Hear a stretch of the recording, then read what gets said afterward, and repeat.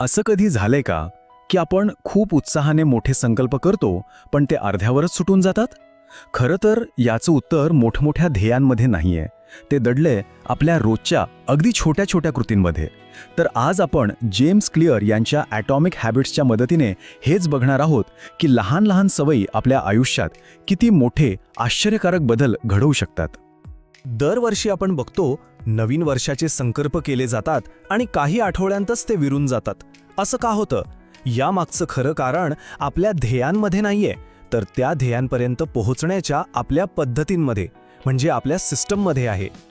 James clear यांचं हे एक वाक्य खरं तर सगळं काही सांगून जातं. याचा सरळ सरळ अर्थ असा आहे की फक्त मोठी स्वप्न पाहणं पुरेसं नाही. आपली प्रगती ही पूर्णपणे आपल्या रोजच्या सवयींवर, आपल्या त्या सिस्टमवर अवलंबून असते. चला तर मग ही संकल्पना जरा अजून नीट समजून घेऊया. बघा, ध्येय आपल्याला दिशा दाखवतात, हे खरं आहे, पण त्या दिशेने खरा प्रवास घडून आणण्याचं काम आपल्या सिस्टम्सच करतात. एक विचार करा, ऑलिम्पिकमध्ये भाग घेणाऱ्या प्रत्येक खेळाडूचं ध्येय काय असतं? सुवर्णपदक जिंकणं, बरोबर? मग जिंकतो तो एकच, कसा? कारण ज्याची सरावाची, आहाराची आणि मानसिक तयारीची सिस्टम इतरांपेक्षा सरस असते, तो जिंकतो. यावरून हे अगदी स्पष्ट होतं की फक्त ध्येय असून काहीच होत नाही. मग प्रश्न येतो की या सिस्टम्स बनवायच्या तरी कशा? आणि उत्तर अगदी सोपं आहे. अगदी लहान बदलांपासून सुरुवात करून. या छोट्या छोट्या सुधारणांमध्ये चक्रवाढ वाढीची म्हणजे कंपाऊंडिंगची जबरदस्त ताकद दडलेली आहे.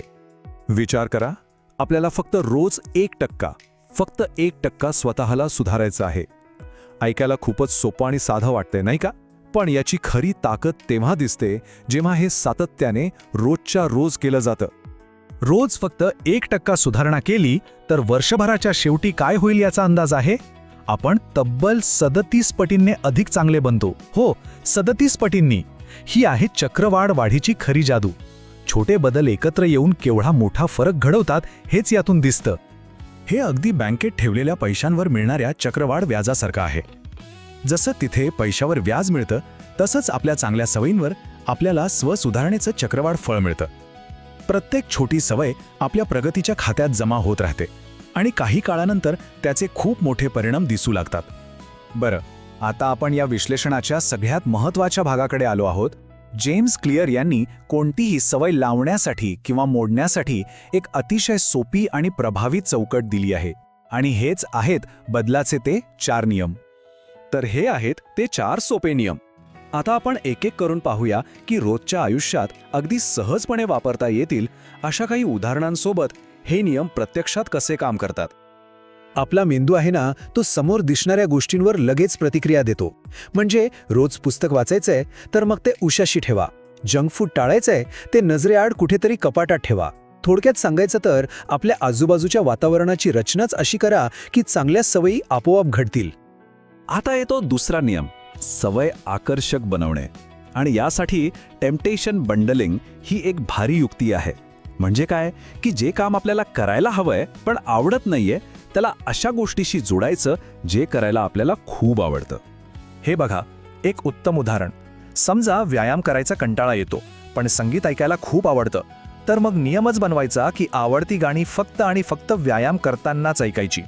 यामुळे होतं काय की आपला मेंदू व्यायामाला एका आनंददायी अनुभवाशी जोडतो आणि मग विरोध करणं कमी करतो.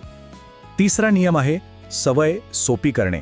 अनेकदा आपण सुरुवातच करत नाही कारण ते काम आपल्याला खूप मोठं वाटतं. 2 मिनिटांचा नियम हीच अडचण दूर करतो. लक्षात ठेवा, सुरुवातीला यशस्वी होण्यापेक्षा सुरुवात करणं हे जास्त महत्त्वाचं आहे.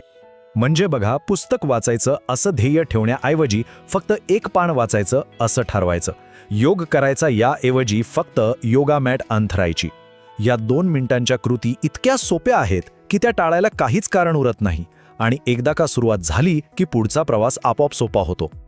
आणि हा आहे शेवटचा 4था नियम. आपल्या मेंदूला ना त्वरित समाधान हवं असतं. जेव्हा आपण एखादी सवय पूर्ण करतो आणि त्यानंतर लगेच आपल्याला छान वाटतं, समाधान मिळतं, तेव्हा ती सवय पुन्हा करण्याची इच्छा वाढते. यासाठी हॅबिट ट्रॅकर वापरणं किंवा एखादा छोटा विजय साजरा करणं खूप प्रभावी ठरतं. तर आता हे नियम वापरून लावलेल्या सवयी आपल्या आयुष्याचा अविभाज्य भाग कशा बनवायच्या यावर थोडं बोलूया. यासाठी फक्त इच्छाशक्तीवर अवलंबून राहण्यापेक्षा काहीतरी अधिक प्रभावी आहे. आपली इच्छाशक्ती म्हणजे मोबाईलच्या बॅटरीसारखी असते. ते दिवसभरात हळूहळू संपते, पण आपलं वातावरण ते कायम आपल्या सोबत असतं. म्हणून फक्त इच्छाशक्तीवर अवलंबून न राहता आपलं वातावरणच असं बदला की चांगल्या सवयी लावणं अगदी सोपं आणि वाईट सवयी लावणं खूप कठीण होऊन जाईल. आणि या चौकटीची सगळ्यात सुंदर गोष्ट ही आहे की याच 4 नियमांना फक्त उलटं करून आपण कोणतीही वाईट सवय मोडू शकतो. जसं की मोबाईलचं व्यसन कमी करायचंय तर त्याला अदृश्य करा, म्हणजे नजरेसमोरून दूर ठेवा. नोटिफिकेशन्स बंद करून अनाकर्षक करा आणि त्याचा वापर करणं अवघड बनवा. बघा किती सोपं आहे. ही एक खूप महत्त्वाची आणि खोल संकल्पना आहे. खरा आणि कायमस्वरूपी बदल तेव्हाच घडतो जेव्हा आपल्या सवयी आपल्या ओळखीचा, आपल्या आयडेंटिटीचा भाग बनतात.